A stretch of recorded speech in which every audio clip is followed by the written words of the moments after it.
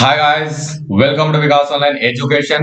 दोस्तों, आज के इस सेशन में हम लोग आधुनिक भारत के महत्वपूर्ण क्वेश्चन को करने वाले हैं दोस्तों, जो कि 1905 से लेकर 1947 तक के जितने भी इंपॉर्टेंट क्वेश्चन हैं सभी को हम लोग देखने वाले हैं। और आज के सेशन में हम लोग 100 एमसीक्यू को करने वाले हैं दोस्तों। और इस सेशन में जितना भी क्वेश्चन को रखा गया है सभी सभी एनसीईआरटी सार संग्रह किताब से रखा गया है दोस्तों। और ये सेशन सभी एग्जामों के लिए इंपॉर्टेंट है, चाहे वो एसएससी हो, बैंकिंग हो, रेलवे हो या फिर किसी स्टेट का एग्जाम हो। और ये सेशन जो दोस्तों पार्ट 1 होने वाला है, इसके बाद सेकंड पार्ट आएगा, क्योंकि पार्ट 1 में सभी इंपॉर्टेंट क्वेश्चन को यहाँ पे रखना पॉसिबल नहीं था। आप देख सकते हैं दोस्तों, यहाँ का आज का सेशन में हम लोग 100 एमसीक्यू को करने वाले हैं। तो आइए दोस्तों, आज का सेशन को स्टार्ट करते हैं और चलते हैं हम लोग आज का सेशन का फर्स्ट क्वेश्चन की ओर। देखिए दोस्तों, आज का सेशन का फर्स्ट क्वेश्चन आ चुका है और क्वेश्चन यहाँ पे बोल रहा है कि किस वायसराय के कार्यकाल में बंगाल का विभाजन हुआ। देखिए, बहुत ही इंपॉर्टेंट क्वेश्चन है दोस्तों। यहाँ पे क्या बोल रहा है, किस वायसराय के कार्यकाल में बंगाल का विभाजन हुआ। तो सही उत्तर हो जाएगा दोस्तों लॉर्ड कर्जन। यानी लॉर्ड कर्जन बंगाल के उस समय क्या थे, वायसराय थे, जब बंगाल का विभाजन हुआ था दोस्तों। ठीक है, चलिए नेक्स्ट क्वेश्चन को चलते हैं। देखिए, यहाँ पे दो तरह का क्वेश्चन को पूछ सकता है दोस्तों। पहला क्वेश्चन यहाँ पे पूछ सकता है कि बंगाल का विभाजन का जो घोषणा कब हुआ था। ठीक है, घोषणा जो हो गया था तो वो लागू कब से हुआ, प्रभावी कब से हुआ। तो यहाँ पे देख सकते हैं दोस्तों कि 16 अक्टूबर 1905 को जो है बंगाल विभाजन का घोषणा प्रभावी हुआ था। लेकिन अगर यहाँ पे यही क्वेश्चन पूछेगा कि बंगाल विभाजन का निर्णय कब लिया गया था, तो सही उत्तर हो जाएगा 20 जुलाई 1905 को। यहाँ पे देखिए, बहुत ही डीपली क्वेश्चन को यहाँ पे रखा गया है दोस्तों। यहाँ पे जनरली पूछा जाएगा कि बंगाल का विभाजन कब हुआ, तो आपको यहाँ पे सही उत्तर देना है 1905 ईस्वी। लेकिन अगर बोलेगा कि बंगाल विभाजन का निर्णय कब हुआ, तो 20 जुलाई 1905 को। लेकिन ये लागू कब से हुआ, तो आपको बताना है ये 16 अक्टूबर 1905 को। और बंगाल का विभाजन का समय जो वायसराय था वो कौन थे, वो थे लॉर्ड कर्जन। आई बात समझ में। चलिए नेक्स्ट क्वेश्चन की ओर चलते हैं हम लोग। बंगाल का विभाजन मुख्यतः किस उद्देश्य से किया गया था दोस्तों। यहाँ पे बंगाल का जो विभाजन हुआ था उसका मुख्य उद्देश्य क्या था, तो सही उत्तर हो जाएगा यहाँ पे दोस्तों कि बंगाल राष्ट्रवाद की भावना को दुर्बल करने के लिए यहाँ पे बंगाल का विभाजन किया गया था। लेकिन उस समय का जो यहाँ पे वायसराय थे, उनका कहना था, लॉर्ड कर्जन का कहना था कि हम लोग जो बंगाल का विभाजन कर रहे हैं, क्योंकि बंगाल इतना बड़ा था, क्योंकि उस समय बंगाल जो है बहुत ही बड़ा था, तो उस समय का बंगाल को हम लोग को कंट्रोल करने में सुविधा नहीं हो रहा है। और जैसे ही इसका विभाजन हो जाएगा तो इसको हम लोग जो है शासन करने में अच्छा होगा, सुविधा होगा, और अच्छे से शासन कर सकते हैं और सभी को देखभाल भी कर सकते थे। लेकिन उनका तो बोलना ये था, लेकिन यहाँ पे मुख्य जो उद्देश्य था बंगाली राष्ट्रवाद की भावना को दुर्बल करने के लिए और ये खंड खंड करने के लिए यहाँ पे बंगाल का विभाजन किया गया था, ताकि यहाँ पे क्या हो सके, कमजोर हो सके बंगाल। ठीक है, चलिए नेक्स्ट क्वेश्चन की ओर चलते हैं। नेक्स्ट क्वेश्चन आ चुका है दोस्तों। क्वेश्चन क्या बोला कि स्वदेशी आंदोलन कब से स्टार्ट हुआ।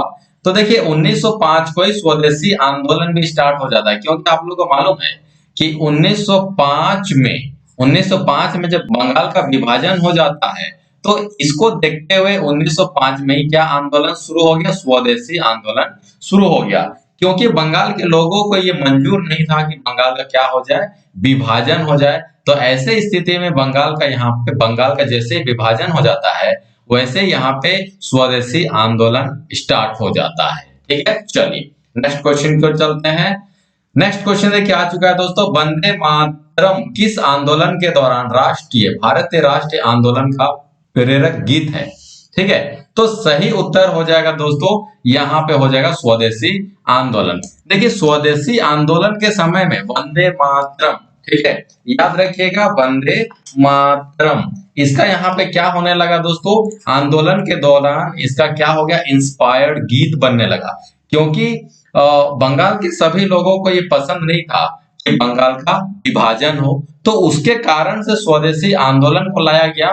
ठीक है, और स्वदेशी आंदोलन के अंतर्गत ही, उसके अंदर ही वंदे मातरम जो राष्ट्रीय यहाँ पे जो इंस्पायर्ड करने वाला है गीत यहाँ पे बोला गया। ठीक है, स्वदेशी आंदोलन में, ताकि लोगों में क्या हो, इंस्पायर्ड हो और इस स्वदेशी आंदोलन को आगे से आगे तक ले जाया जा सके। ठीक है, चलिए नेक्स्ट क्वेश्चन की ओर चलते हैं। नेक्स्ट क्वेश्चन आ चुका है दोस्तों, बंगाल के विभाजन 1905 के विरोध में हुए आंदोलन का जो लीडरशिप किसने किया था। देखिए, कोई तो यहाँ पे लीडरशिप होना चाहिए ना, लीडरशिप करने वाला होना चाहिए, तब जाकर के यहाँ पे आंदोलन सफल होता है। तो बंगाल के विभाजन को देखते हुए 1905 के विरोध में, ठीक है, आंदोलन का, किस आंदोलन का, स्वदेशी आंदोलन का लीडरशिप किसने किया था। तो सही उत्तर हो जाएगा दोस्तों सुरेंद्रनाथ बनर्जी ने। देखिए, बनर्जी बंगाली है ना, तो बंगाल में ही ये जो है स्वदेशी आंदोलन हुआ था। चलिए नेक्स्ट क्वेश्चन की ओर चलते हैं। दिल्ली में स्वदेशी आंदोलन का नेतृत्व, ठीक है, दिल्ली में स्वदेशी आंदोलन का लीडरशिप किसने किया था। तो सही उत्तर हो जाएगा दोस्तों सैयद हैदर रजा ने। यानी कि स्वदेशी आंदोलन का दिल्ली में जो लीडरशिप किए थे उनका नाम क्या था दोस्तों, सैयद हैदर रजा। ओके, चलिए नेक्स्ट क्वेश्चन की ओर चलते हैं। देखिए, मद्रास में स्वदेशी आंदोलन का लीडरशिप किसने किया। सही उत्तर हो जाएगा चिदम्बरम पिल्ले ने।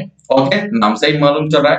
तो अलग अलग एरिया में अलग अलग लीडरों ने स्वदेशी आंदोलन का क्या किया दोस्तों, यहाँ पे लीडरशिप किया। ठीक है, ताकि यहाँ पे बंगाल विभाजन का क्या कर सके, विरोध कर सके। आज बंगाल का विभाजन हो गया, कल और किसी भी चीज का किया जा सकता है विभाजन।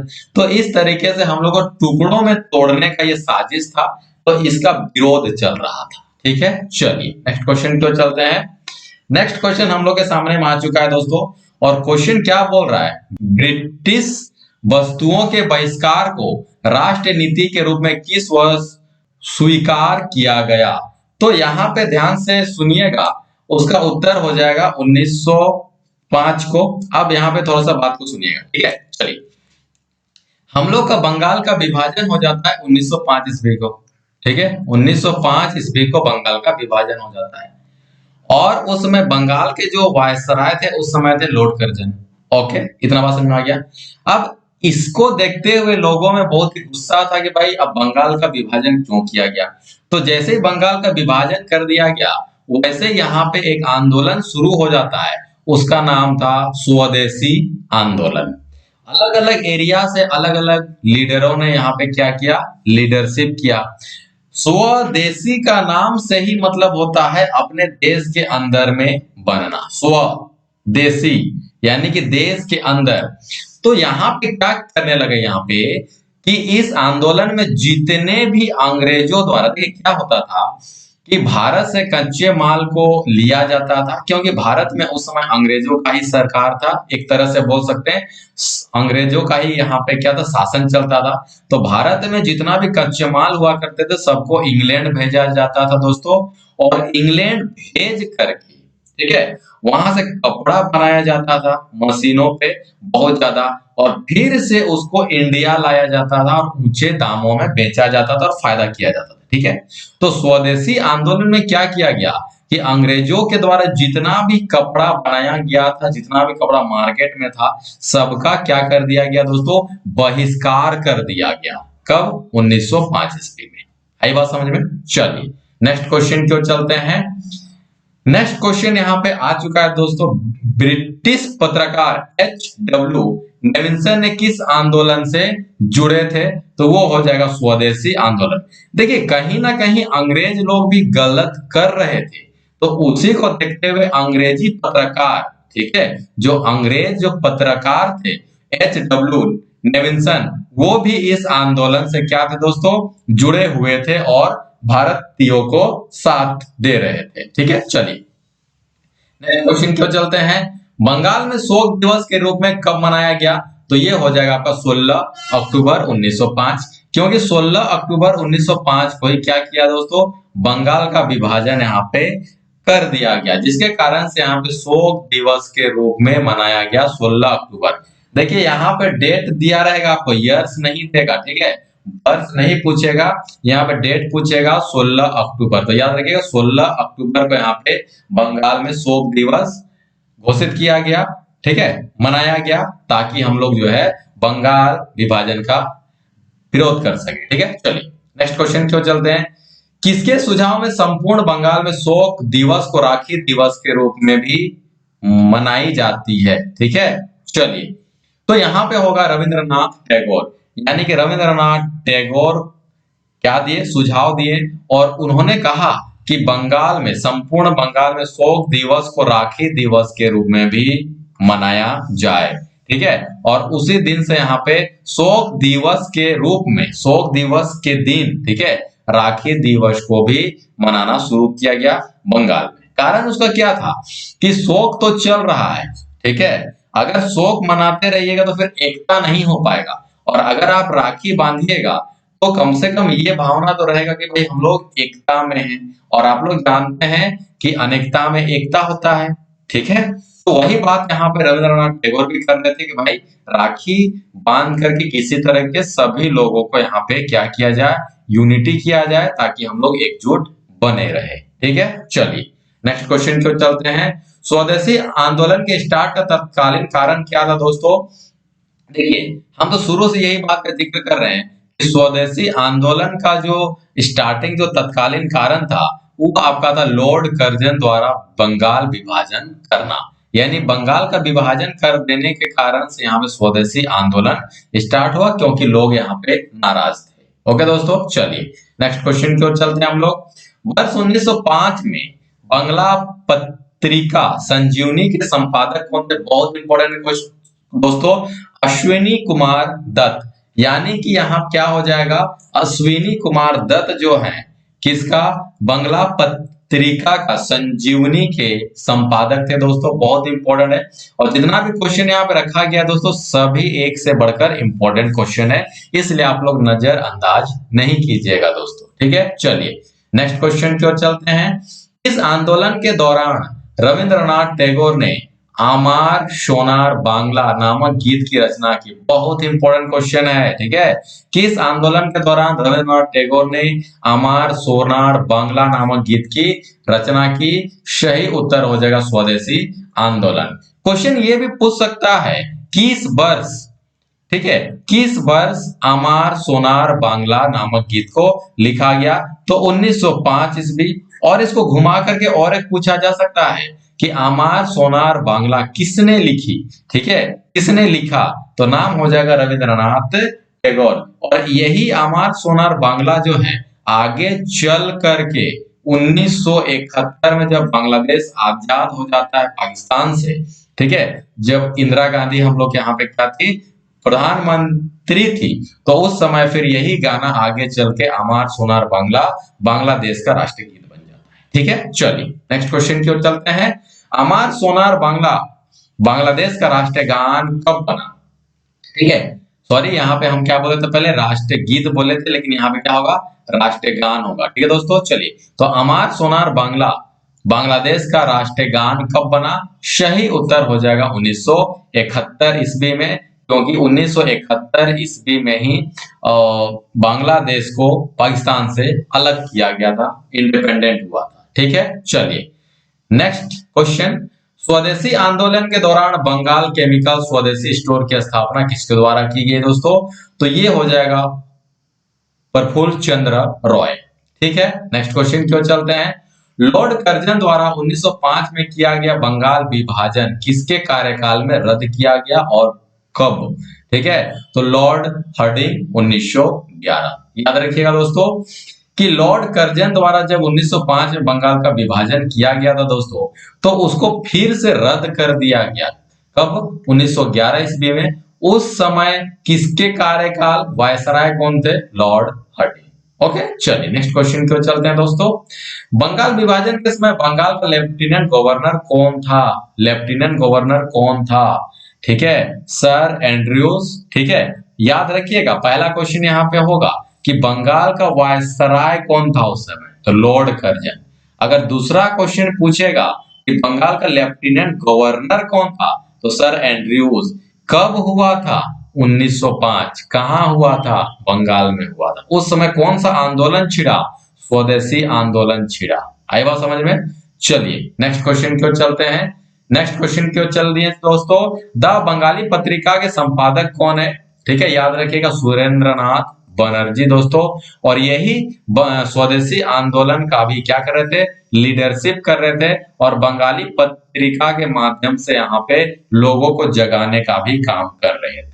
ठीक है, चलिए नेक्स्ट क्वेश्चन की ओर चलते हैं। स्वदेशी आंदोलन का जो प्रचार प्रसार के लिए कौन सा पत्रिका की सहायता लिया गया था दोस्तों? तो द बंगाली पत्रिका। देखिए अभी हम बोले थे कि इसका जो संपादक है सुरेंद्रनाथ बनर्जी, इन्हीं के द्वारा स्वदेशी आंदोलन को भी क्या किया जा रहा था दोस्तों? यहाँ पे किया जा रहा था लीडरशिप स्वदेशी आंदोलन का। ठीक है, तो इन्हीं के जो पेपर था, ठीक है, न्यूज़पेपर था, मैगजीन बोल सकते हैं, द बंगाली पत्रिका, उन्हीं के माध्यम से एडवर्टाइजमेंट करने का भी काम कर रहे थे और लोगों तक पहुंचने का भी काम कर रहे थे पेपर के माध्यम, सॉरी मैगजीन के माध्यम से। ठीक है, चलिए नेक्स्ट क्वेश्चन पर चलते हैं। देखिए तो इतना क्वेश्चन हम लोग के सामने में क्या 22 क्वेश्चन आप लोग के सामने इंपॉर्टेंट रखा हूं दोस्तों। किससे संबंधित? 1905 बंगाल विभाजन से संबंधित, जो कि एग्जाम में आने का बहुत ही चांस है, अति महत्वपूर्ण है। ठीक है, चलिए मुस्लिम लीग की स्थापना कब हुई दोस्तों? तो ये हो जाएगा 1906। देखिए मैं साल बाद चला हूं, यानी कि ईयर वाइज चला हूं, यानी कि 1905 से स्टार्ट किया और जितना क्वेश्चन इंपॉर्टेंट बन सकता था उसको रखा। उसके बाद मैं 1906 में आऊंगा दोस्तों, उसके बाद मैं 1907 में आऊंगा और इस तरीके से जो है क्वेश्चन को फिर हम लोग 1947 तक हम लोग पहुंचाएंगे। और इस वीडियो तो ये पार्ट 1 बनेगा दोस्तों, इसके बाद आपका पार्ट 2 भी आएगा। ठीक है, और वहां पे पूरा हम लोग 1947 तक करेंगे, क्योंकि आज का सेशन में हम लोग 100 क्वेश्चन को कर रहे हैं और उसके बाद कुछ इंपॉर्टेंट पॉइंट को भी हम लोग देखेंगे। ठीक है, चलिए तो मुस्लिम लीग का स्थापना कब हुआ दोस्तों? 1906 ईस्वी को किया गया मुस्लिम लीग का स्थापना। मुस्लिम लीग का स्थापना कहाँ हुआ दोस्तों? तो ये हो जाएगा ढाका में। Next, all India Muslim league का स्थापना किसने की थी? तो सही उत्तर हो जाएगा दोस्तों आगा खां, नवाब सलीमुल्लाह, ठीक है, मोहम्मद अली जिन्ना ने। तो ये तीनों ही मिल करके ऑल इंडिया मुस्लिम लीग की स्थापना की और इसी को हम लोग मुस्लिम लीग के नाम से भी जानते हैं। ओके, नेक्स्ट, मुस्लिम लीग की प्रथम अधिवेशन कब और कहां हुआ दोस्तों? तो सही उत्तर हो जाएगा, देखिए कब यानी प्रथम अधिवेशन कब हुआ? तो 1906 में हुआ। कहां हुआ? ढाका में हुआ। ठीक है, और ये ढाका कहां है दोस्तों? बांग्लादेश। चलिए नेक्स्ट क्वेश्चन की ओर चलते हैं। मुस्लिम लीग की दूसरा यानी कि दूसरी भी कर सकते हैं, दूसरी अधिवेशन कब और कहां हुई बोल सकते हैं अगर दूसरी करना होगा तो चलिए समझ लेते हैं हम लोग कि मुस्लिम लीग का दूसरा अधिवेशन कब और कहां हुआ। तो यहाँ पे हो जाएगा 1907 ईस्वी और ये कराची, कराची मतलब पाकिस्तान। नेक्स्ट, मुस्लिम लीग की तीसरी अधिवेशन कब और कहां हुआ? तो ये 1908 और अमृतसर। नेक्स्ट क्वेश्चन की ओर चलते हैं। मुस्लिम लीग के पहले अधिवेशन के अध्यक्ष कौन थे दोस्तों? तो ये हो जाएगा आगा खां। नेक्स्ट क्वेश्चन की ओर चलते हैं।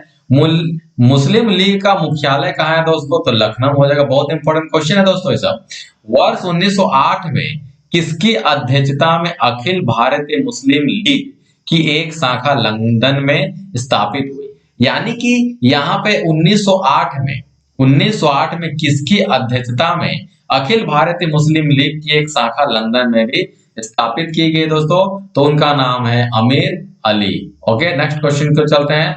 पाकिस्तान शब्द का खोज किसने किया था दोस्तों? तो सही उत्तर हो जाएगा चौधरी रहमत अली ने। तो चौधरी रहमत अली ने ही क्या पाकिस्तान शब्द का खोज किया था। ठीक है, चलिए नेक्स्ट क्वेश्चन की ओर चलते हैं दोस्तों। भारत शासन अधिनियम 1909 को किस नाम से जाना जाता है? देखिए यहाँ पे आप लोग को अगर यहाँ पे अगर आप लोग बोलिएगा कि 1907, तो 1907 का जो आपका सूरत अधिवेशन था, सूरत अधिवेशन था 1907 में, जो रास बिहारी घोष उसका अध्यक्षता किए थे कांग्रेस का 1907 वाला अधिवेशन, उसमें नरम दल और गरम दल दो भागों में विभाजित हो गए थे। वो सब क्वेश्चन आपको यहाँ पे नहीं रखा गया है दोस्तों। उसके लिए आपको एक वीडियो देखना होगा, ठीक है, जो कि है कांग्रेस का महत्वपूर्ण अधिवेशन और उनके क्या अध्यक्ष। तो वो वीडियो देखिए दोस्तों, क्योंकि यहाँ पे सभी वीडियो को मैं सेपरेट सेपरेट रखा हूं दोस्तों, और कांग्रेस का जितना भी इंपॉर्टेंट क्वेश्चन है दोस्तों वहां पे सभी को वहां पे रखा गया है। आई बात समझ में? चलिए, तो इतना बात समझ में गया कि कांग्रेस का अध्यक्ष और अधिवेशन के लिए और जितना भी इंपॉर्टेंट क्वेश्चन है उसके लिए आपको देखना होगा कांग्रेस का महत्वपूर्ण अधिवेशन और उनके अध्यक्ष, ओके वाला वीडियो। चलिए नेक्स्ट क्वेश्चन को चलते हैं। तो यहाँ पे क्या बोल रहा है, भारत शासन अधिनियम 1909 को किस नाम से जाना जाता है दोस्तों?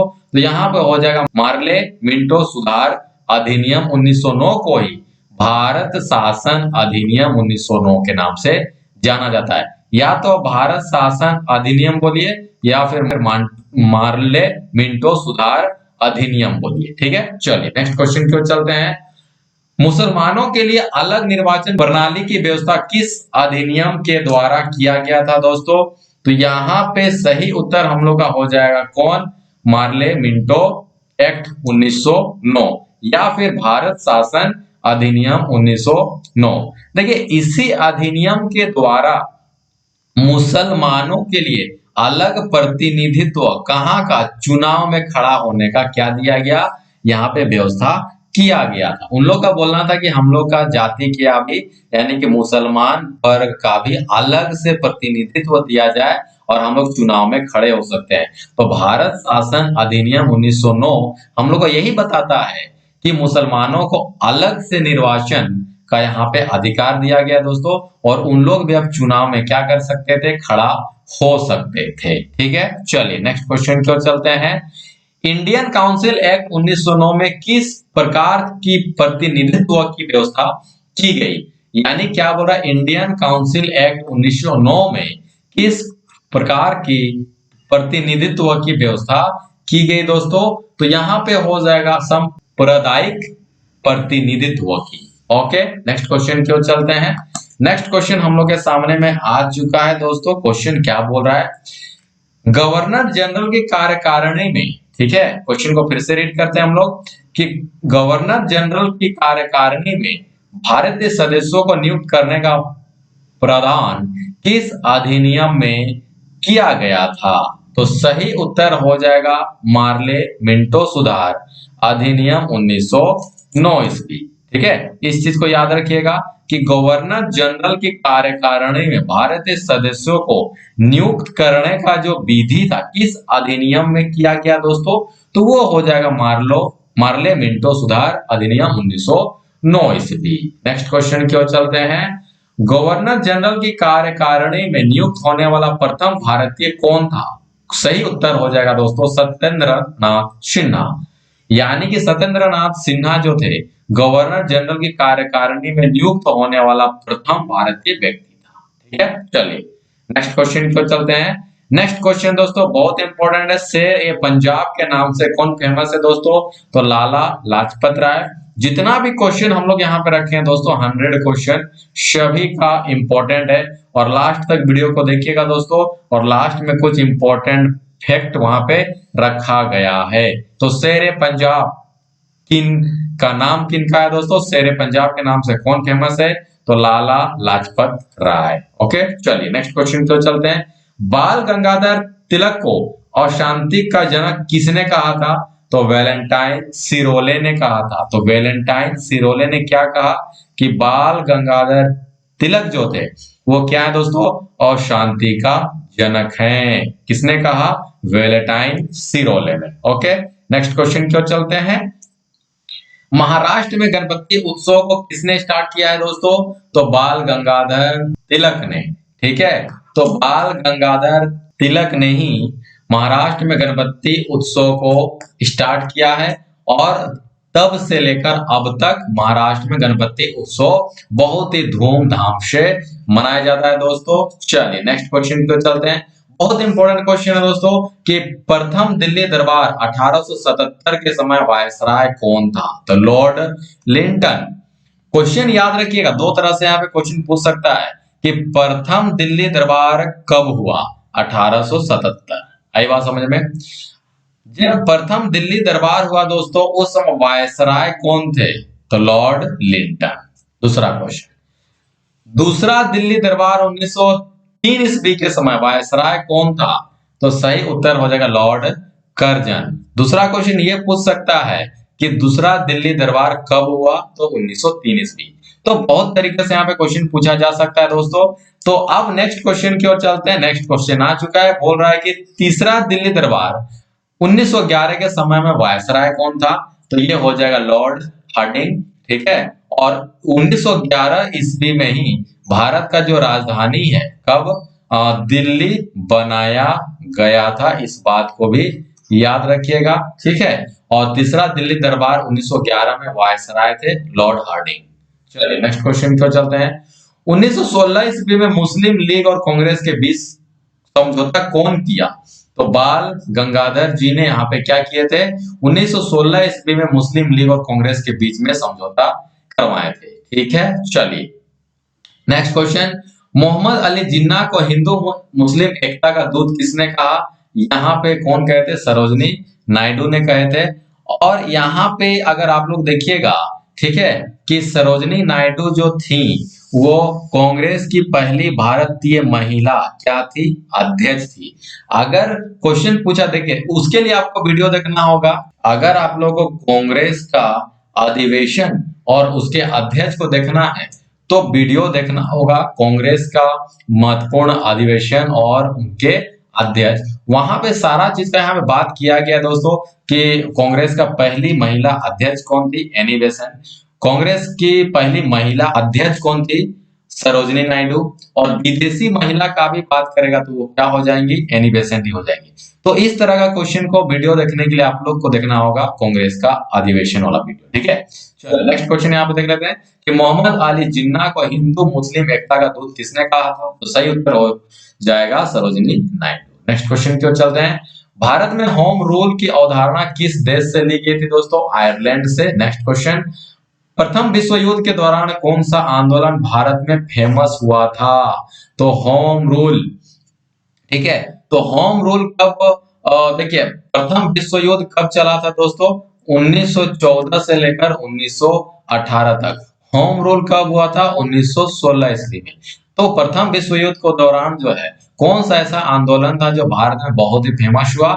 उसका सही उत्तर हो जाएगा होम रूल आंदोलन। नेक्स्ट क्वेश्चन की ओर चलते हैं। एनी बेसेंट ने किस साप्ताहिक पत्रिका के माध्यम से स्वशासन की मांग की थी? तो उस पेपर का, मैगजीन का नाम है कॉमनवेल्थ। इसी के माध्यम से स्वशासन की मांग किए थे कौन? Annie Besant. ठीक है, चलिए नेक्स्ट क्वेश्चन की ओर चलते हैं दोस्तों। 1915 में 1950 ईस्वी में 15, ठीक है, 1915 ईस्वी में अमेरिका में होम रूल का गठन किसने किया था? सही उत्तर हो जाएगा लाला लाजपत राय। ठीक है, तो लाल बाल पाल, लाल पाल बाल या फिर लाल बाल पाल, तीनों ही गर्म खून के थे। ठीक है, चलिए नेक्स्ट क्वेश्चन पे चलते हैं। रोलेट एक्ट कब पारित हुआ दोस्तों?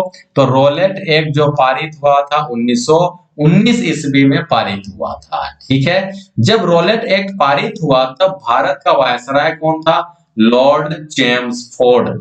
याद रखिएगा, लॉर्ड चेम्सफोर्ड जब भारत के वायसराय थे उस समय रोलेट एक्ट हुआ कब? 1919 ईस्वी में। अंतिम तक इस वीडियो को देखिएगा दोस्तों, अंतिम में आप लोगों के लिए कुछ इंपॉर्टेंट पॉइंट रखा हूं।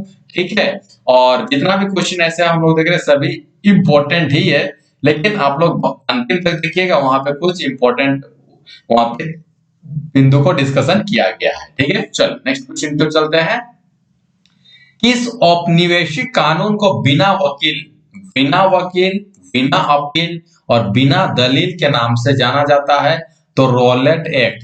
देखिए बिना वकील, बिना अपील और बिना दलील का नाम वाला जो एक्ट था दोस्तों वो था रोलेट एक्ट।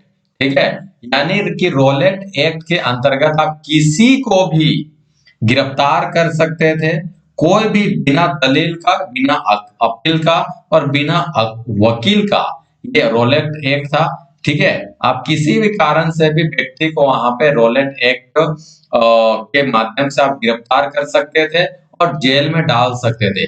इसीलिए बिना कारण का, किसी भी कारण, कोई भी कारण नहीं होता था, फिर भी आप अंग्रेज लोग क्या करते थे, भारतीयों को गिरफ्तार करके जेल में डाल देते थे। ठीक है, रोलेट एक्ट के माध्यम से। इसीलिए इसको काला कानून के भी नाम से जाना जाता है। तो रोलेट एक्ट को भी, ठीक है, काला कानून, तो काला कानून के भी नाम से इसको जाना जाता है दोस्तों, काला कानून के भी नाम से इसको जाना जाता है। ठीक है, चलिए नेक्स्ट क्वेश्चन पर चलते हैं। रोलेट एक्ट के विरोध में किसके द्वारा देशव्यापी सत्याग्रह चलाने का सुझाव दिया गया दोस्तों? तो महात्मा गांधी। देखिए यहाँ पे रोलेट एक्ट के विरोध में हम लोग को देशव्यापी सत्याग्रह चलाना ही था। कारण क्या था?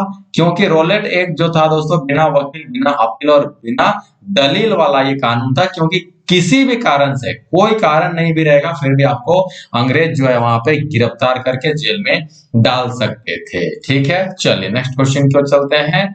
जालियांवाला बाग नरसंहार के पहले कौन सी घटना घटी? यानी कि जालियांवाला बाग नरसंहार के पहले कौन सी घटना घटी? तो रोलेट एक्ट पारित होना।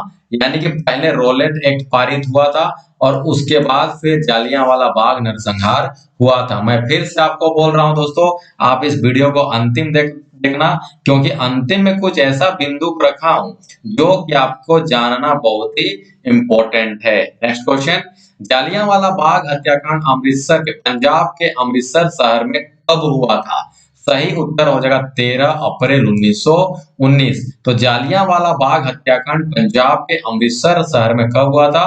तो 13 अप्रैल 1919 को। ठीक है, जालियांवाला बाग हत्याकांड के बाद किसने ब्रिटिश सरकार के द्वारा प्रदान की गई नाइटहुड की उपाधि को वापस लौटा दिया था? सही उत्तर हो जाएगा रविंद्रनाथ टैगोर। यानी रविंद्रनाथ टैगोर जी ने नाइटहुड की उपाधि को वापस लौटा दिया था।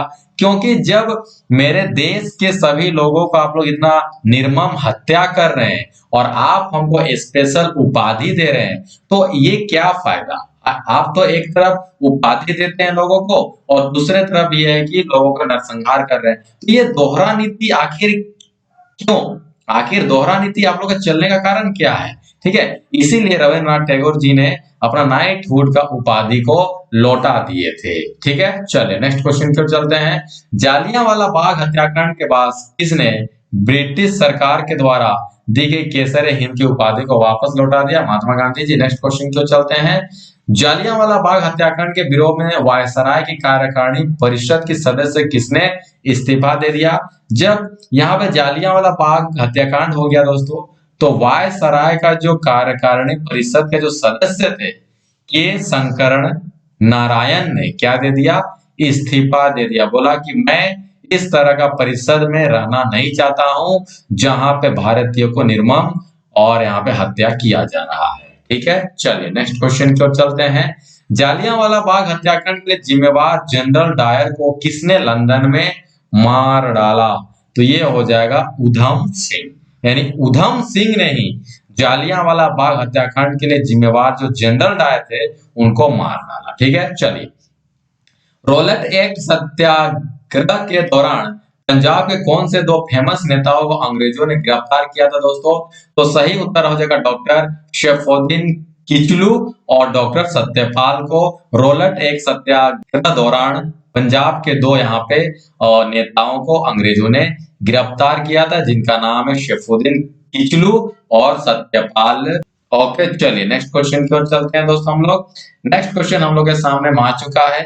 जालियांवाला बाग हत्याकांड जांच हेतु ब्रिटिश सरकार द्वारा किस कमेटी का गठन किया गया दोस्तों? सही उत्तर हो जाएगा हंटर कमेटी। ठीक है, अंग्रेज शासन द्वारा मार्च 1919 में लाए गए रोलेट एक्ट का क्या उद्देश्य था? तो यहाँ पे था क्रांतिकारियों का दमन। ठीक है, आप लोग को याद होगा कि 1919 आते आते तक, देखिए सबसे पहली बात तो हम लोग का 9 जनवरी, याद रखिएगा दोस्तों, 9 जनवरी 1915 को कौन आए भारत? हम लोग के राष्ट्रपिता महात्मा गांधी जी भारत आ गए। ठीक है, अब महात्मा गांधी जी का भारत में जैसे ही आना हुआ, ऐसा मानो कि भारत में कोई भगवान आ गए हैं और उसके बाद सभी लोग एकजुट हो गए, महात्मा गांधी का बात को सुनने लगे और एक फिर से नए ऊर्जा आ गया भारत में, मानो ऐसा सभी वहां पे आंदोलन शुरू हो गया। ठीक है, तो अब यहाँ पे अंग्रेज लोग क्या हो गए, वहां पे हल्के में आ गए, क्योंकि महात्मा गांधी जी उस समय भारत में आ चुके थे और अपने अहिंसा का नीति के द्वारा अंग्रेजों को क्या अपने पैरों तले चने चबवा रहे थे। ठीक है, या फिर बोल सकते हैं कि धूल चटवा रहे थे अंग्रेजों को, नाक में दम कर रखा था अंग्रेजों का कौन, महात्मा गांधी जी ने। तो इन्हीं के चलते अंग्रेजों ने एक रोलेट एक्ट, काला कानून लाया, जिसके तहत आप किसी भी व्यक्ति को बिना कोई कारण से, ठीक है, गिरफ्तार करके आप जेल में डाल सकते थे। तो वही चीज यहाँ पे बोला जा रहा है कि रोलेट एक्ट लाने का कारण क्या था, उद्देश्य क्या था। तो कारण उसका यही था कि क्रांतिकारियों का दमन करना, ठीक है, ताकि जो आंदोलन हो रहा है उस आंदोलन को दबाया जा सके, है ना। चलिए नेक्स्ट क्वेश्चन की ओर चलते हैं। उम्मीद कर रहा हूं दोस्तों आप लोग को समझ में आ रहा होगा, और समझ में आ रहा होगा तो वीडियो को लाइक करना ना भूले, और ज्यादा अच्छा लग रहा होगा तो शेयर भी कर दे, और उससे भी अच्छा लग रहा है तो चैनल को सब्सक्राइब कर ले। ठीक है दोस्तों, चलिए भारत में पहला असहयोग आंदोलन कब आरंभ हुआ। 1920 ईस्वी को भारत में पहला असहयोग आंदोलन आरंभ कर दिया गया दोस्तों। 1919 में दिल्ली में आयोजित अखिल भारतीय खिलाफत कमेटी की अध्यक्ष किसके द्वारा की गई, महात्मा गांधी के द्वारा किया गया दोस्तों। 1920 ईस्वी के नागपुर अधिवेशन में असहयोग आंदोलन के प्रस्ताव को किसने पारित किया दोस्तों, तो यहाँ पे CR दास ने। ओके, चलिए नेक्स्ट क्वेश्चन पे चलते हैं। नेक्स्ट क्वेश्चन है, स्वराज का नारा गांधी जी ने कब दिया। यहाँ पे हो जाएगा असहयोग आंदोलन के समय, यानी कि 1920 के समय यहाँ पे क्या दिए, स्वराज का नारा दिए। अगर यहीं पे बोलेंगे स्वराज जन्मसिद्ध अधिकार है, यानी कि जन्मसिद्ध अधिकार है, स्वराज मेरा जन्मसिद्ध अधिकार है, अगर बोला जाए तो ये हो जाएंगे बाल गंगाधर तिलक। लेकिन यहाँ पे हो जाएगा स्वराज शब्द का नारा किसने दिया, तो यहाँ पे हो जाएगा महात्मा गांधी ने। किस आंदोलन के दौरान दिए, असहयोग आंदोलन के दौरान दिए। ठीक है, आप लोग के लिए मैं एक अलग से वीडियो लाऊंगा दोस्तों, जिसमें कि यहाँ पे कौन व्यक्ति ने कौन सा नारा दिया सभी के बारे में हम लोग यहाँ पे जिक्र करेंगे। ठीक है, जो कि एग्जाम के लिए बहुत इंपॉर्टेंट है। नेक्स्ट क्वेश्चन की ओर चलते हैं। असहयोग आंदोलन के समय किसने अपना वकालत छोड़ दिया दोस्तों, चित्तरंजन दास ने असहयोग आंदोलन के दौरान यहाँ पे वकालत छोड़ दिए। इस बात को याद रखिएगा। असहयोग आंदोलन, देखिए असहयोग आंदोलन गांधी जी ने चलाए 1920 ईस्वी में। थोड़ा सा यहाँ पे संक्षिप्त जानकारी दे देता हूं आपको मैं। असहयोग आंदोलन में ये बोला गया गांधी जी के द्वारा कि अंग्रेजों के द्वारा जितना भी दिया हुआ भारतीय को है सभी क्या करे, छोड़ दे। जैसे कि कोई भी विद्यार्थी, पहला बात, कोई भी विद्यार्थी जो है सरकारी स्कूल नहीं जाएगा, पहली बात। दूसरी बात क्या हो गया कि जितने भी सैनिक हैं जो कि अंग्रेजों के अंडर में काम कर रहे हैं सभी छोड़ दे। लेकिन सभी सैनिक तो अंग्रेजी नहीं थे ना, यही के सैनिक लोग थे। तीसरा बात, जितना भी वकील लोग हैं जो कि अंग्रेजों के अंडर में वकालत करते हैं सभी को छोड़ दे। चौथी बात यह है कि जितना भी सरकारी कामकाज है जो कि भारत के लोग कर रहे हैं अंग्रेजों के अंडर में सभी को छोड़ दें। पांचवी बात, जितना भी कपड़ा वगैरह सब है जो भी है, ठीक है, सबका बहिष्कार करें। और इसीलिए असहयोग आंदोलन के द्वारा ही महात्मा गांधी जी ने उस समय चरखा चलाकर जो है सूत काट करके कपड़ा बनाने का काम किए थे।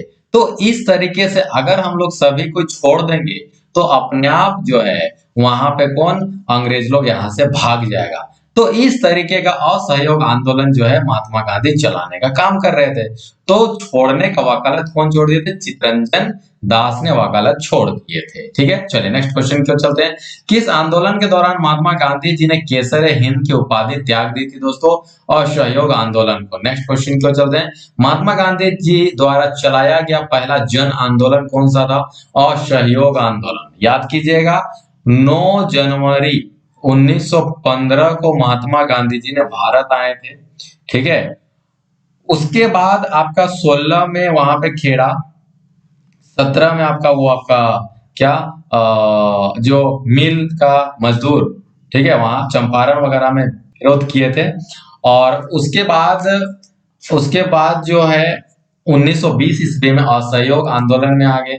तो ये एक बहुत बड़ा, क्योंकि आपका जैसे यहाँ पे 1916 16 का आंदोलन, 17 का आंदोलन जो कि आपका खेड़ा आंदोलन, ठीक है, चंपारण आंदोलन, जैसे कि आपका मिल मजदूर का आंदोलन, जितने भी तीनों चारों जो आंदोलन हुआ था उस समय महात्मा गांधी जी को अति सफलता मिला था, ठीक है, लोगों का साथ मिला था, सक्सेस हुए थे। तो इन्हीं को देखते हुए 1920 ईस्वी में महात्मा गांधी जी ने क्या लाए, असहयोग आंदोलन आए और अंग्रेजों के नाकों में दम कर दिए। और इस आंदोलन में अधिक से अधिक लोग जो है यहाँ पे जुड़े थे, इसीलिए पहला जन आंदोलन कहा गया किसको, असहयोग आंदोलन को। ठीक है, चलिए नेक्स्ट क्वेश्चन की ओर चलते हैं। चोरी चोरा कांड कब और कहां हुआ दोस्तों? यहाँ पे हो गया 5 फरवरी 1922 को हुआ था, गोरखपुर जिला यूपी में। ठीक है, यहाँ पे इस तरह का यहाँ पे हुआ था दोस्तों कि एक एक जो है क्या हो गया था, एक शांति जुलूस जा रहा था, ठीक है, भारत के लोग ने शांति जुलूस वहां पे निकाले थे, है वो समझ में, शांति जुलूस वहां पे निकाले थे।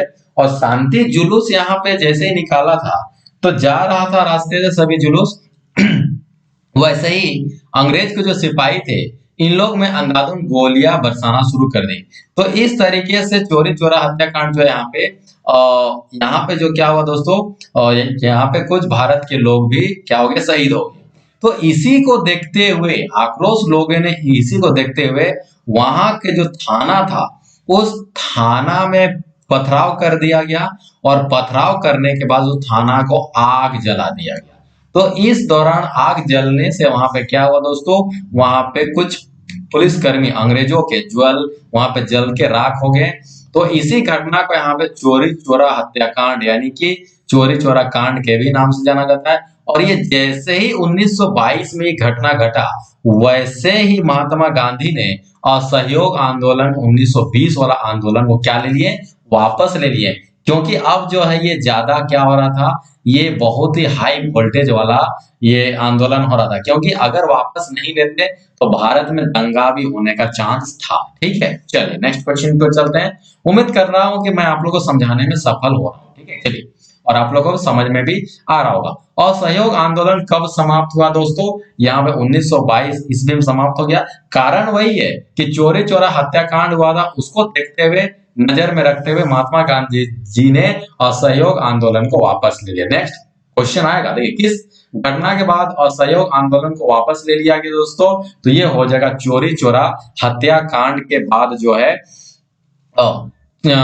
असहयोग आंदोलन को वापस ले लिया गया। ठीक है, अगर मान लीजिए यहाँ पे वापस नहीं ले रहे महात्मा गांधी जी असहयोग आंदोलन को, तो यहाँ पे आंदोलन बहुत ही हाई वोल्टेज वाला साबित हो रहा है। ठीक है, और हो सकता था कि यहाँ पे ज्यादा दंगा भी हो जाए, और इसको देखते हुए अंग्रेज लोग जो है गोली चला सकते थे और ज्यादा से ज्यादा लोगों को वो अपना मार सकते थे, भारत के लोगों को। तो इसलिए महात्मा गांधी जी ने असहयोग आंदोलन को वापस ले लिया। ठीक है, चलिए नेक्स्ट क्वेश्चन की ओर चलते हैं। चोरी चोरा घटना के समय महात्मा गांधी कहाँ थे दोस्तों? बात बोलिए, बहुत इंपॉर्टेंट क्वेश्चन है। नेक्स्ट क्वेश्चन की ओर चलते हैं। स्वराज पार्टी का स्थापना कब किया गया दोस्तों? मार्च 1923 में। स्वराज पार्टी का स्थापना किसने किया दोस्तों? सी.आर. दास और मोतीलाल नेहरू ने। बहुत इंपॉर्टेंट क्वेश्चन है, जितना आप एमसीक्यू बोल सकते हैं सभी इंपॉर्टेंट है, एक से बढ़कर एक इंपॉर्टेंट है। ठीक है, चलिए नेक्स्ट क्वेश्चन की ओर चलते हैं।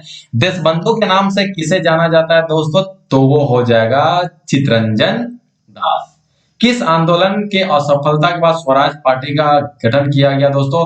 असहयोग आंदोलन क्या हो गया, यहाँ पे असफल हो गया। देखिए मैं यहाँ पे कुछ कारण बताता हूँ असफल होने का। ठीक है, असहयोग आंदोलन में असफल होने का कुछ कारण यहाँ पे मैं जिक्र कर रहा हूँ, डिस्कशन कर रहा हूँ। पहली बात देखिए, पहली बात तो यहाँ पे जितने भी कपड़ा वगैरह था अंग्रेजों के द्वारा दिया हुआ, ठीक है, सबको करना था बहिष्कार। ठीक है, तो अंग्रेज जो कपड़ा बनाया करते थे वो कपड़ा होता था सस्ता। आई बात समझ में? क्योंकि उन लोग मशीन के द्वारा कपड़ा को बनाता था, और एक बार में आप लोग भी जानते हैं कि एक बार में कोई भी ज्यादा सामान को बनाने से वो सस्ता होता था। तो भारत के लोग सस्ता कपड़ा को उस समय खरीद सकते थे, क्योंकि भारत के पास उतना पैसा नहीं था लोगों के पास में कि उन लोग महंगा कपड़ा खरीदे। तो कितना दिन अंग्रेजों का कपड़ा को उन लोग बहिष्कार करके रहेगा, सोचने वाली बात है। दूसरी बात यह है कि सरकारी स्कूल में बच्चों को जाने से किया गया था मना, ठीक है। तो ये बच्चे लोग कितना दिन अपना स्कूल को करेंगे बंद। तीसरी बात, जैसे कि यहाँ पे सिपाही लोगों को बोला गया था कि आप लोग ड्यूटी में ना जाइए, अंग्रेज के अंडर में ना की काम कीजिए। तो वो लोग जो है अगर नहीं जाएगा तो लोग पेमेंट नहीं मिलता था, तो ऐसा कितना दिन अगर रहेगा तो भूखे मारा जाएगा। कुछ कुछ वकील भी थे जो कि यहाँ पे सहयोग नहीं किए, ठीक है, और बाद में वे लोग भी ड्यूटी ज्वाइन कर लिए। तो इस तरीके से जो है फिर से अंग्रेजों का जो छोड़ा हुआ था, असहयोग किया हुआ था जितने भी लोग थे, सभी लोग अंग्रेज का फिर से ज्वाइन कर लिए। कोई स्कूल चला गया, फिर से वकील अपना काम पे लौट गए, स्टूडेंट लोग स्कूल जाना स्वीकार कर लिया, ठीक है, और पुलिस सिपाही लोग फिर से ड्यूटी ज्वाइन कर लिए। तो इस तरीके से ये आंदोलन क्या हो गया, कमजोर हो गया और ये असफल हो गया। तो इस आंदोलन का असफल के कारण से स्वराज पार्टी का फिर से गठन कर दिया गया। स्वराज पार्टी का गठन 1923 ईस्वी में किया गया था। स्वराज पार्टी के गठन के लिए किस कांग्रेस अध्यक्ष ने पद से त्याग दिया था दोस्तों? सी.आर. दास ने। क्योंकि आप लोग को मालूम होगा कि कोई भी एक पोस्ट में रहते हुए दूसरा पोस्ट आप नहीं ले सकते हैं, इसीलिए कांग्रेस अध्यक्ष का पद से क्या कर दिए थे, ये त्याग दिए थे, ठीक है, ये सेक्रीफाई कर दिए थे। तो आप लोग इस चीज को याद रखिएगा, सी.आर. दास उनका नाम। चलिए नेक्स्ट क्वेश्चन क्यों चलते हैं। देखिए नेक्स्ट क्वेश्चन हम लोग के सामने आ चुका है दोस्तों। क्वेश्चन क्या बोल रहा है कि पूर्ण स्वराज, ठीक है, का प्रस्ताव कांग्रेस के लाहौर अधिवेशन में किस वर्ष पारित किया गया दोस्तों? तो सही उत्तर हो जाएगा 1929 ईस्वी में। इस वर्ड को याद कीजिएगा, 2-3 वर्ड यहाँ पे याद रखना होगा कि पूर्ण स्वराज कब लागू हुआ? 1929। कौन सा अधिवेशन में हुआ? लाहौर अधिवेशन में, ठीक है। और उस समय अध्यक्ष कौन थे? जवाहरलाल नेहरू। अध्यक्ष और कांग्रेस का अधिवेशन वाला वीडियो देखना है दोस्तों, तो जा करके इसी चैनल में, नाम है विकास ऑनलाइन एजुकेशन, वीडियो सेक्शन में जाइए दोस्तों, और वीडियो सेक्शन में जा करके वहां पे आपको अध्यक्ष वाला, कांग्रेस का अध्यक्ष और अधिवेशन वाला वीडियो मिल जाएगा। बहुत ही डिटेल्स में क्वेश्चन को समझाया गया है और बहुत ही अच्छे ढंग से वहां पे समझाया गया, ठीक है। चलिए नेक्स्ट क्वेश्चन को चलते हैं। 1929 के लाहौर अधिवेशन की अध्यक्षता किसके द्वारा किया गया दोस्तों? जवाहरलाल नेहरू के द्वारा, ठीक है, जवाहरलाल नेहरू के द्वारा यहाँ पे किया गया था। नेक्स्ट क्वेश्चन क्यों चलते हैं। कांग्रेस कार्य समिति द्वारा पूर्ण स्वाधीनता दिवस कब मनाया गया? तो 26 जनवरी 1930 को। नेक्स्ट चलते हैं हम लोग। कांग्रेस के किस अधिवेशन में नेहरू रिपोर्ट को निरस्त घोषित किया गया दोस्तों? तो लाहौर अधिवेशन 1929 ईस्वी में। साइमन कमीशन को किस वर्ष नियुक्त किया गया था दोस्तों? 1927 ईस्वी में। याद रखिएगा कि साइमन कमीशन को किस वर्ष नियुक्त किया गया? तो 1927 में। भारत कब आया? 1928 में, ठीक है। साइमन कमीशन का गठन क्यों किया गया था दोस्तों? जैसे कि आप लोग जानते हैं कि भारत शासन अधिनियम 1919 मॉन्टेग्यू चेम्सफोर्ड सुधार का समीक्षा करने के लिए, ठीक है। मॉन्टेग्यू चेम्सफोर्ड 1919 भारत शासन अधिनियम 1919 मॉन्टेग्यू चेम्सफोर्ड सुधार की समीक्षा करने के लिए भारत में आए थे। कौन? Simon commission. कब? 1928 ईस्वी में। और नियुक्ति कब हुआ था? 1927 ईस्वी में। नेक्स्ट क्वेश्चन क्यों चलते हैं। भारतीय ने साइमन कमीशन का विरोध क्यों किया? क्योंकि जो ये कमीशन बनाया गया था दोस्तों, ये जो कमीशन बनाया गया था, इसमें कोई भी भारतीय लोगों को नहीं रखा गया था। तो बिना भारतीय लोगों का उस संगठन में मौजूद, आप बिना भारतीय के बिना ही आप किसी भी नियम को कैसे बना सकते हैं भारत के लिए? आप बताइए। मान लीजिए भारत के लिए अंग्रेजों ने क्या किया, भारत के लिए एक नियम बनाया, ठीक है, भारत शासन अधिनियम, की भारत में अब शासन कैसे करना है, ठीक है, उसके लिए एक नियम बनाया।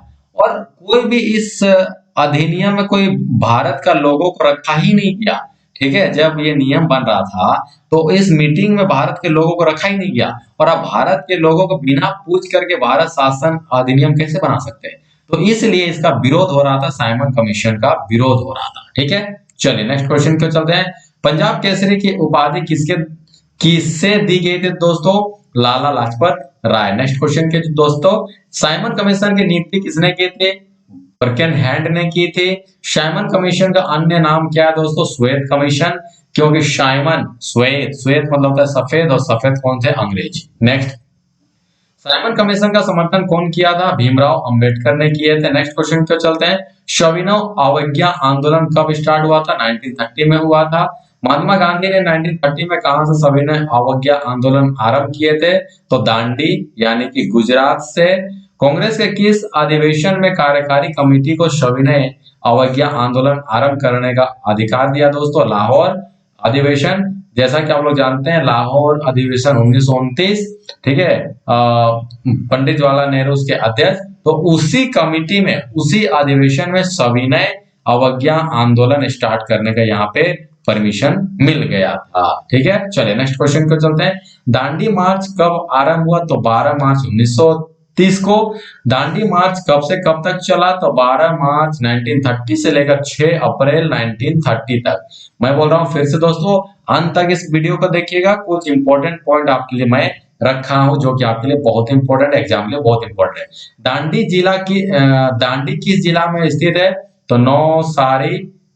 ठीक है, और ये क्वेश्चन पूछा हुआ है दोस्तों एनटीपीसी 2020 में। नेक्स्ट क्वेश्चन 2021 में, नमक यात्रा कहां से आरंभ हुआ दोस्तों? साबरमती आश्रम से। नमक सत्याग्रह का दूसरा नाम क्या है दोस्तों? दांडी मार्च। नेक्स्ट, गांधी जी ने किस विदेशी पत्रकार को दांडी मार्च के समय अपने आश्रम साबरमती में, ठीक है, ठहराया था? तो सही उत्तर हो जाएगा वेब मिलर। बहुत इंपॉर्टेंट क्वेश्चन है। नेक्स्ट चलते हैं, आचार्य विनोबा भावे किस आंदोलन में शामिल होने के कारण प्रथम बार जेल गए थे दोस्तों?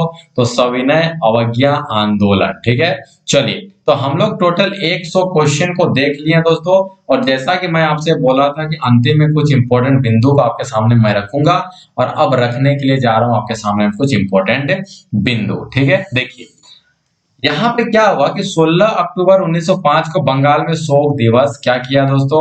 मनाया गया। याद रखिएगा, 16 अक्टूबर 1905 को शोक दिवस मनाया गया, और क्योंकि उसी दिन क्या हुआ था, यहाँ पे बंगाल का विभाजन हुआ था। लॉर्ड कर्जन उस समय क्या थे? वायसराय थे। ठीक है, चलिए, और नेक्स्ट हो जाएगा, रविंद्रनाथ टैगोर के सुझाव पर क्या संपूर्ण बंगाल में, ठीक है, संपूर्ण बंगाल में इस दिन को राखी दिवस के रूप में मनाया गया था? याद रखिएगा दोस्तों, अरुंडले समिति के सुझाव पर वर्ष 1911 में फिर से एकीकरण कर दिया गया तथा दिल्ली भारत की राजधानी बनाई गई। ठीक है, यहाँ पे क्वेश्चन आप लोगों को पूछ सकता है कि भारत की राजधानी दिल्ली कब बनाया गया? 1911 ईस्वी में। ठीक है, और किस समिति के सुझाव पर दोस्तों? अरुंडले समिति के सुझाव पर इसको रखा गया था। नेक्स्ट क्वेश्चन पे चलते हैं।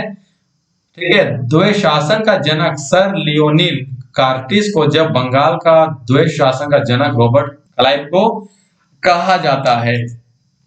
ठीक है, यहाँ पे याद रखिएगा दोस्तों कि रॉबर्ट क्लाइव को क्या कहा जाता है? बंगाल का द्वैत शासक के जनक कहा जाता है। ठीक है, नेक्स्ट क्वेश्चन क्यों चलते हैं। मदन मोहन मालवीय ने कांग्रेस एवं मुस्लिम लीग के मध्य होने वाले समझौता का क्या किया था दोस्तों?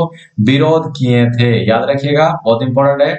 2 जनवरी 1916 को लंदन में भारतीय होम रूल लीग की स्थापना की गई। इसके महासचिव कौन थे? डी ग्राहम पोल थे। याद रखिएगा कि होम रूल स्थापना कब हुआ? 1916 2 जनवरी। कहां पे? लंदन में। और इसका महासचिव को भी आप लोग याद रखिएगा। ठीक है, नेक्स्ट क्वेश्चन की ओर चलते हैं। भारत में बढ़ रही क्रांतिकारी गतिविधियों के दमन के लिए सरकार ने 1917 ईस्वी में न्यायाधीश सिडनी रॉलेट, ठीक है, न्यायाधीश सिडनी रॉलेट की अध्यक्षता में एक समिति का गठन किया। ध्यान रखिएगा, भारत में जो बढ़ रहा था क्या क्रांतिकारी गतिविधि, उसको दमन करने के लिए न्यायाधीश सिडनी रॉलेट की अध्यक्षता में एक समिति का गठन किया दोस्तों, और इसका उद्देश्य था कि क्रांतिकारियों को कुचलने के लिए एक बहुत ही स्ट्रॉन्ग योजना का निर्माण करना था। और इसके सुझाव पर मार्च 1919 में क्या विधेयक पारित हुआ, जिसका नाम था रोलेट एक्ट के नाम से जाना जाता था। और यही रोलेट एक्ट बिना दलील, बिना वकील और बिना अपील का ये काला कानून था, जिसके तहत हम लोग को भारतीयों को अंग्रेजों के द्वारा किसी भी आदमी को पकड़ के बिना कारण से जेल में डाला जा सकता था। ठीक है, चलिए next question, sorry next important बिंदु पर चलते हैं। हंटर कमीशन की रिपोर्ट को गांधी जी ने क्या पन्ने दर पन्ने निर्लज सरकारी लिपापोती की संज्ञा दी थी। याद रखिएगा दोस्तों कि जालियांवाला हत्याकांड, ठीक है, 13 अप्रैल 1919, 13 अप्रैल, ठीक है, 1919, है ना।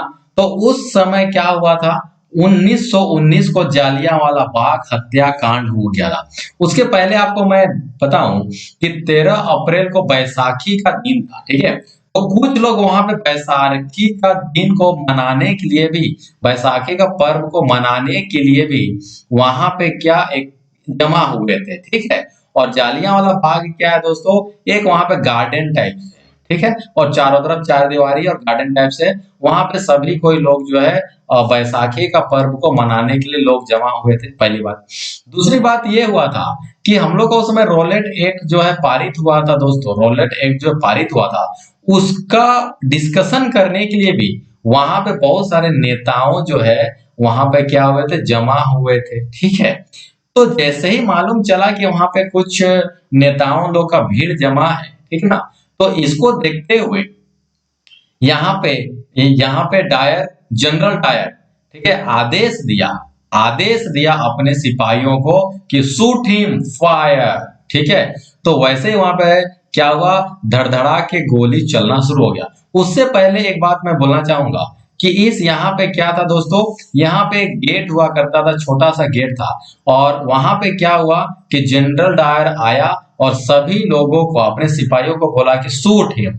और उससे पहले बोला था कि कुछ समय का टाइम दिया था, 1 मिनट जैसा टाइम दिया था, ठीक है, ऐसा बोलना है लेखकों का, ठीक है, कि कुछ समय दिया था, तो 1 मिनट में कितना खाली होगा। तो उसके बाद गोली चलना आरंभ हो गया और यहाँ पे एक कुआं हुआ करता था अंदर में, सभी लोगों ने यहाँ पे कूद कूद के जान देना शुरू कर दिए। बोला जाता है दोस्तों कि इस कुआं भी क्या हुआ, भर गया, पूरा लोगों से यहाँ पे भर गया। आदमियों में इतना गुस्सा था कि जान देना स्वीकार था, लेकिन अंग्रेज का गोली खाना स्वीकार नहीं था। कुआं में कूद करके जान दे दी अपना, और इस कुआं में सभी लोग क्या हो गए, भर गए, ठीक है, सोचिए। और इस चार दीवारी में आज भी खून के छींटे को देखा जा सकता है दोस्तों। तो इसी को देखते हुए जब यहाँ पे तो कांड हो गया, जालियांवाला कांड हो गया, करीबन करीबन 1000 लोग क्या हुए थे दोस्तों, मारे गए थे, निर्मम हत्या किया गया था अंग्रेजों के द्वारा, ठीक है, जालियांवाला बाग हत्याकांड में। तो इसी हत्याकांड का समीक्षा करने के लिए हंटर कमीशन का क्या गठन कर दिया गया। और हंटर कमीशन बाद में, और सबसे इंटरेस्टिंग बात यह है दोस्तों कि हंटर कमीशन का जो जांच बैठा, हंटर कमीशन किसके लिए जांच बैठा था दोस्तों, जालियांवाला बाग को ध्यान में रखते हुए हंटर कमीशन का गठन किया गया और इसको जांच बैठाया गया, ये सही है गलत है। तो हंटर कमीशन ने क्या बोला कि जनरल डायर ने कोई भी गलत कार्य नहीं किया है, ठीक है।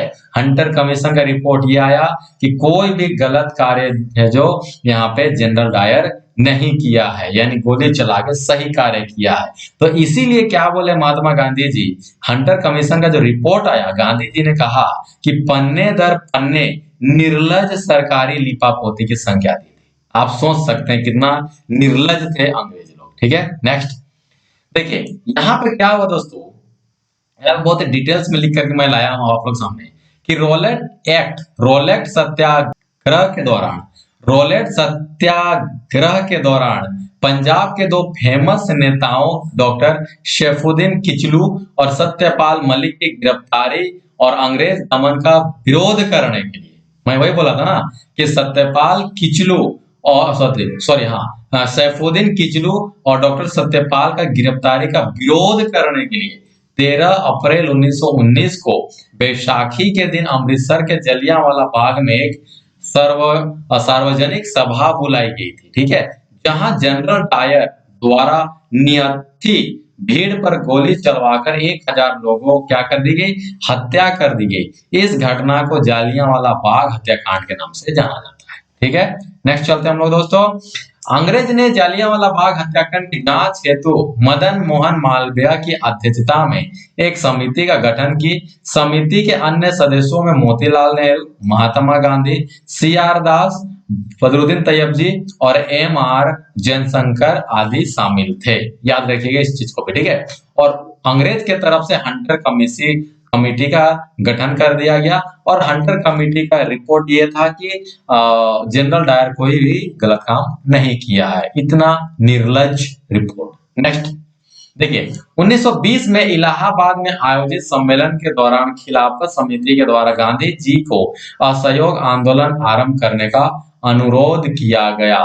तो असहयोग आंदोलन 1920 ईस्वी में हुआ था दोस्तों, और इलाहाबाद में ही क्या हुआ था, सम्मेलन हुआ था, और उसी समय इनको परमिशन दिया गया था कि आप जो है आप यहाँ पे कौन सा आंदोलन, असहयोग आंदोलन जो है चला सकते हैं, ठीक है। नेक्स्ट हम लोग चलते हैं दोस्तों। असहयोग आंदोलन के दौरान, ठीक है, महात्मा गांधी ने केसर हिंद का उपाधि को त्याग दिया था। चोरा चोरी हत्याकांड 5 जनवरी 1922 को गोरखपुर जिला यूपी में घटित हुआ दोस्तों, जिसके कारण गांधी जी ने असहयोग आंदोलन को वापस ले लिए थे। क्योंकि मैं इससे पहले भी आपको चोरी चोरा हत्याकांड का संक्षिप्त जानकारी दे चुका हूं, और चोरी चोरा हत्याकांड जो कांड हुआ, उसको जैसे कांड हुआ वहां पे दोस्तों असहयोग आंदोलन को वापस ले लिए गए, क्योंकि असहयोग आंदोलन 1920 में शुरू हुआ था और चोरी चोरा हत्याकांड 1922 में हुआ था। तो अगर इसको नहीं वापस लिया जाता तो ये जो है बहुत ही हाई वोल्टेज वाला क्या हो जाता है दोस्तों, यहाँ पे आंदोलन हो जाता है। उसको फिर फायदा मिल जाता अंग्रेजों को गोली चलाने के लिए और भारतीयों को मारने के लिए, इसलिए इसको फिर से वापस ले लिया गया, ठीक है। चलिए नेक्स्ट, असहयोग आंदोलन के दौरान मोतीलाल नेहरू, CR दास, ठीक है, राजा गोपालाचारी, वल्लभ भाई पटेल, आसफ अली खान, ठीक है, राजेंद्र प्रसाद जैसे वकीलों ने अपने वकालत छोड़ दी थी। और सहयोग आंदोलन जब हुआ था दोस्तों, तो उस समय जो है बहुत सारे यहाँ पे जो वकील है नामी गिरामी सभी को अपना वकालत छोड़ दिए थे, लेकिन बाद बाकी जो है फिर से अपना ज्वाइन कर लिए थे, ठीक है। लाहौर अधिवेशन में 31 दिसंबर 1929 की रात्रि को रावी नदी के किनारे कांग्रेस के अध्यक्ष जवाहरलाल नेहरू ने भारतीय स्वतंत्रता का प्रतीक तिरंगा झंडा फहराया। क्वेश्चन आता है कि लाहौर अधिवेशन 31 दिसंबर 1929 को जो मध्य रात था, ठीक है, तो उस समय रावी नदी के तट पर ही कांग्रेस अध्यक्ष जो है जवाहरलाल नेहरू जो है भारत का स्वतंत्रता तिरंगा फहराए थे, ठीक है। क्वेश्चन ये पूछता है कि मध्य रात्रि को पंडित जवाहरलाल नेहरू किस नदी के किनारे जो है स्वतंत्रता झंडा, तिरंगा झंडा को फहराया गया था। क्वेश्चन हो जाएगा रावी नदी, ठीक है। चलिए, साइमन कमीशन के विरोध में हुए लाठीचार्ज में लाला लाजपत राय घायल हुए तथा कुछ दिनों के बाद, ठीक है, यहाँ पे छूट गया है कुछ, ठीक है, कुछ दिनों के बाद उनकी क्या हो गई, मृत्यु हो जाती है। मोतीलाल नेहरू की अध्यक्षता वाली समिति ने अगस्त 1928 में अपना रिपोर्ट दिए, जिसे नेहरू रिपोर्ट के नाम से जाना जाता है दोस्तों। इस रिपोर्ट में भारत के नए डोमिनेशन संविधान का यहाँ मॉडल किया गया था, ठीक है। तो मोतीलाल नेहरू, क्वेश्चन पूछता है कि नेहरू रिपोर्ट कब आया था, तो 1928, ठीक है। नेक्स्ट, सविनय अवज्ञा आंदोलन के अंतर्गत गांधी जी ने अपने 78 अनुयायी के साथ 12 मार्च 1930 को दांडी से, ठीक है, दांडी को साबरमती आश्रम से यात्रा आरंभ किए थे, जो कि 6 अप्रैल 1930 को दांडी पहुंचकर यात्रा समाप्त की। इस यात्रा को दांडी यात्रा के नाम से भी जाना जाता है। तो क्वेश्चन ये पूछता है कि कब स्टार्ट हुआ था, 12 मार्च 1930, कब खत्म हुआ था, ये नहीं पूछता है आपको, ठीक है। और उनके साथ में कितने लोग थे शामिल, तो 78 लोग थे, इस चीज को याद रखिएगा। और कितना किलोमीटर चले थे पैदल, तो 34 किलोमीटर, आप लोग इस चीज को याद रखिएगा कि 34 किलोमीटर जो है यहाँ पे चले थे। और दांडी कहाँ पे है दोस्तों, कौन जिला में, नौसारी जिला में, याद रखिएगा इस चीज को भी, ठीक है। नौसारी या फिर नवसारी, दोनों ही किताबें मिल जाएगा आपको, ठीक है। नेट में भी खोजिए तो नवसारी या फिर नवसारी ही मिलता है। नेक्स्ट, तो आज के सेशन को हम लोग यहीं तक रखते हैं दोस्तों। तो आप हमारा टेलीग्राम ग्रुप को भी ज्वाइन कर सकते हैं जिसका नाम है विकास ऑनलाइन एजुकेशन, ठीक है। तो आज का सेशन कैसा लगा दोस्तों, कमेंट बॉक्स में जरूर लिखिए। आज का सेशन अच्छा लगा होगा, एक लाइक जरूर कर दीजिए, दोस्तों तक ज्यादा से ज्यादा शेयर कर दीजिए, और चैनल में नए आए हैं तो सब्सक्राइब कर लीजिए, ठीक है। अब ये आज का था पार्ट 1, हम लोग इसके बाद पार्ट 2 को भी लाएंगे और पूरा 1947 तक और भी इंपॉर्टेंट क्वेश्चन को हम लोग देखेंगे, क्योंकि अभी तक हम लोग 30 तक यानी 1913 तक ही क्वेश्चन देखें, बाद बाकी यहाँ पे क्या रहेगा, टू बी कंटिन्यू रहेगा, ठीक है, सेकंड पार्ट में। चलिए मिलते हैं नेक्स्ट वीडियो में, इसके आगे वाला सेशन को लेकर आते हैं दोस्तों। तब तक के लिए जय हिंद, जय भारत, नमस्कार।